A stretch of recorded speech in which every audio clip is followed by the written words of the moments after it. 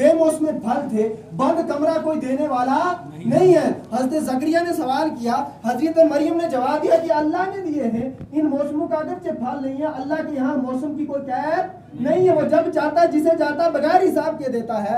اب حضرت زکریا کو بھی شوق آ گیا، مولا میں تو مایوس ہو چکا تھا، میری تو مایوسی کے عالم اور بڑھ گئے تھے کہ 85 سال تک مجھے اولاد نہیں ہے، مولا میری بھی اولاد کا موسم جو ہے وہ چلا گیا ہے۔ اولاد کا موسم کون سا ہوتا ہے؟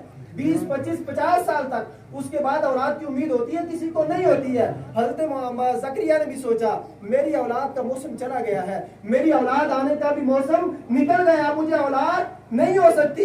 لیکن جب بے موسم پھل دیکھے تو ایک اللہ کے نبی ہیں، اللہ کی جو ولیہ حضرت مریم ہے، ایک نبی کی ماں ہے، ان کی عبادت کو دیکھ کر ان کو رشک آیا کہ جہاں اللہ تبارک و تعالی حضرت مریم کو بند کمرے میں بے موسم پھل دے سکتا ہے، ایسا کیوں نہ ہو کہ میں یہی دعا کر لوں اللہ تعالیٰ مجھے بے موسم عمر میں اولاد دے دے۔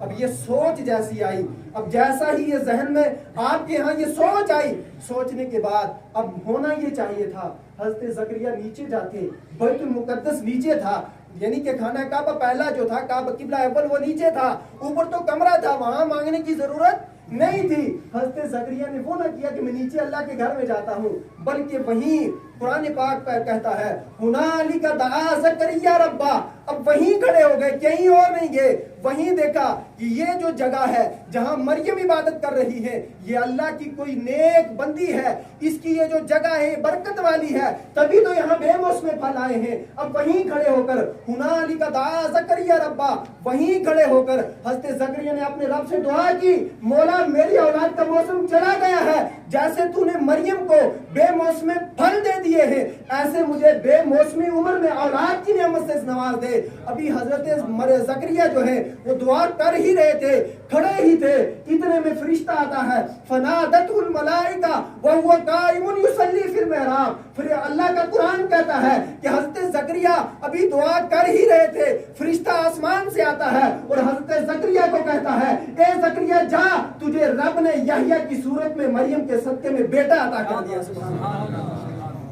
اب مقام سوچنے کا یہ ہے، یہ بیٹھک کا تذکرہ ہوا نا، جو اوپر جہاں حضرت مریم عبادت کر رہی تھی وہ اللہ کا گھر نہیں تھا، وہ اللہ کا گھر جو قبلہ تھا وہ نیچے تھا، جہاں حضرت مریم عبادت کر رہی تھی وہ کیا تھا؟ ایک کمرہ تھا، اور اس کمرے کو حضرت مریم نے اپنی بیٹھک بنا لیا تھا۔ کیا کر لیا تھا؟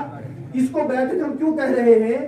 یہاں بیٹھ کر شاہ فرید الدین رحمت اللہ تعالی علیہ نے عبادت کی ہے، ان کا روزہ یہاں نہیں ہے۔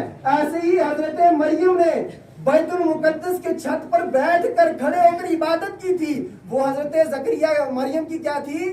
بیٹھک تھی، جیسے یہ بیٹھک ہے۔ اب حضرت زکریا جو اللہ کے نبی ہیں، کیا ہیں؟ نبی ہیں۔ حضرت مریم یہ نبی نہیں ہے، ایک نبی کی والدہ ہے، ماں ہے، لیکن یہ اللہ کی ولیہ ہیں۔ اب نبی کا درجہ ولی سے کروڑہا درجہ بلند ہوتا ہے۔ ایک نبی، ایک ولی، اگر دنیا کائنات کے سارے ولی جمع ہو جائیں، یہ بھی عقیدہ سن لو، دنیا کائنات کے سارے ولی جمع ہو جائیں تو نبی کے قدموں سے جو دھول لگی ہے اس کے برابر، نبی تو دور کی بات ہے، نبی کے قدموں سے لگی دھول کے برابر سارے ولی نہیں ہو سکتے۔ لیکن یہاں اللہ کے نبی حضرت زکریا رب کی بارگاہ میں دعا کر رہے، قرآن کہتا ہنالک دعا، کہ وہیں کھڑے ہو کر حضرت مریم کی بیٹھک کا وسیلہ دے کر حضرت زکریا نے، اللہ کے نبی نے جب رب کی بارگاہ میں دعا کی تو رب نے ابھی ہاتھ دعا کے لیے اٹھے ہی تھے، ابھی برحمتک یا ارحم الراحمین نہیں کہا تھا، فرشتہ آیا کہ پیغام دیا کہ اے یحییٰ